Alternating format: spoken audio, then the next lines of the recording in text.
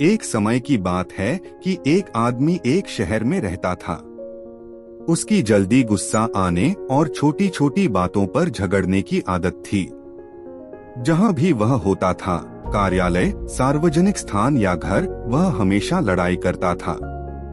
उसकी झगड़ालू स्वभाव के कारण उसके परिवार को बहुत दुखी कर दिया, क्योंकि घर पर तनाव का कारण बनता था। उसे पता था कि उसकी गुस्सा आने की समस्या है, लेकिन उसे लगता था कि उसे इसे संभालने में कामयाब नहीं हो पा रहा था। एक दिन जब सब ज्यादा हो गया, तब उसने एक बौद्ध मुनि से मिलने का निर्णय लिया, जो कुछ दिनों के लिए शहर में था।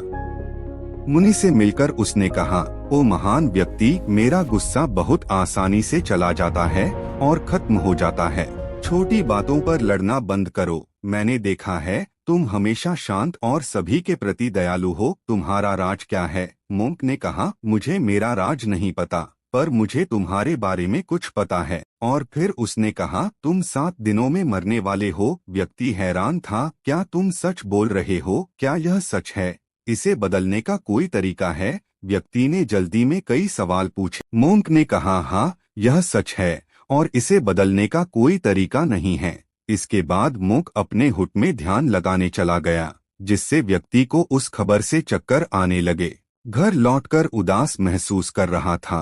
रोज रात दिन मन में मौन के भविष्यवाणी के विचारों से भरा था। धीरे धीरे उसके दूसरों के साथ बातचीत में भी बदलाव आने लगा, जिसमें उसके परिवार भी शामिल था। उसने सावधानी से झगड़े और विवाद में पड़ने से बचने का प्रयास किया, और हर गुजरते दिन उसे खुद को शांत और संयमित महसूस होने लगा। उसने उन लोगों से माफी मांगने का प्रयास किया जिन्होंने उसे चोट पहुंचाया था, और समय के साथ उसने देखा कि लोग उसे माफ करने लगे और फिर से उससे प्यार करने लगे।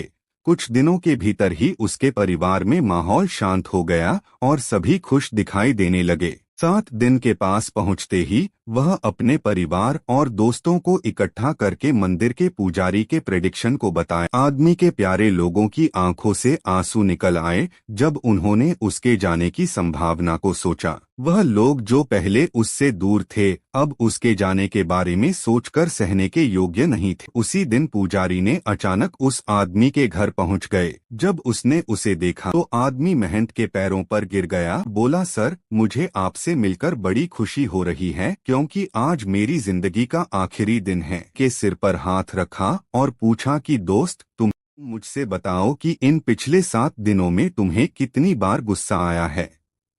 सर, एक बार भी नहीं। तब महंत ने पूछा, अच्छा तो फिर बताओ, तूने अपने परिवार और दूसरों से कितनी बार झगड़े किए हैं? मनुष्य ने उत्तर दिया, नहीं, एक बार भी नहीं। उसके बाद साधु ने पूछा, तेरे काम स्थान पर कितनी बार तूने कठोरता से बात किया, झगड़े में शामिल हुआ? मनुष्य ने वही उत्तर दिया, नहीं, एक बार भी नहीं। साधु उसकी अजीबोगरीबी पर हैरान हुए और पूछा, क्यों? मनुष्य ने समझाया, साहब, मुझे बताया था कि मेरी मौत 7 दिनों में होगी, कि मेरे पास सिर्फ 7 दिन रह गए हैं, और मैंने इतने कीमती समय को छोटी छोटी बहसों पर